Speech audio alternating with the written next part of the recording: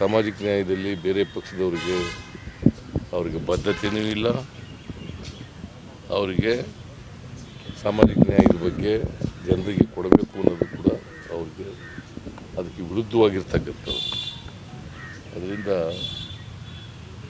ಅವರು ಕಾಂಗ್ರೆಸ್ ಪಾರ್ಟಿಯ ಪ್ರಮುಖ ನಾಯಕರಾಗಿ ಈ ನಾಡಿನಲ್ಲಿ ಬದಲಾವಣೆ ತರಲಿಕ್ಕೆ, ಪರಿವರ್ತನೆ ತರಲಿಕ್ಕೆ ಪ್ರಯತ್ನವನ್ನು ಮಾಡಿದರು. ಅವರನ್ನು ಸ್ಮರಿಸ್ಕೊಂಡು ಅವರು ಯಾವ ಹಾದಿನಲ್ಲಿ ನಡೆದಿದ್ದರು ಅದೇ ಹಾದಿನಲ್ಲಿ ನಡೀತಕ್ಕಂಥ ಪ್ರಯತ್ನವನ್ನು ನಮ್ಮ ಸರ್ಕಾರನೂ ಕೂಡ ಮಾಡ್ತದೆ ಅಂತೇಳಿ ಅದೇ ಅವರಿಗೆ ಸಲ್ಲಿಸ್ತಕ್ಕಂಥ ಗೌರವ. ನಾಗೇಂದ್ರ ರಾಜೀನಾಮೆ ಕೊಡಬೇಕು ಅಂತೇಳಿ ರಾಜಭವನ ಚಲೋ ಮಾಡ್ತಾ ಇದ್ದಾರೆ ಸರ್ ಬಿಜೆಪಿ. ಯಾರು ರಾಜೀನಾಮೆ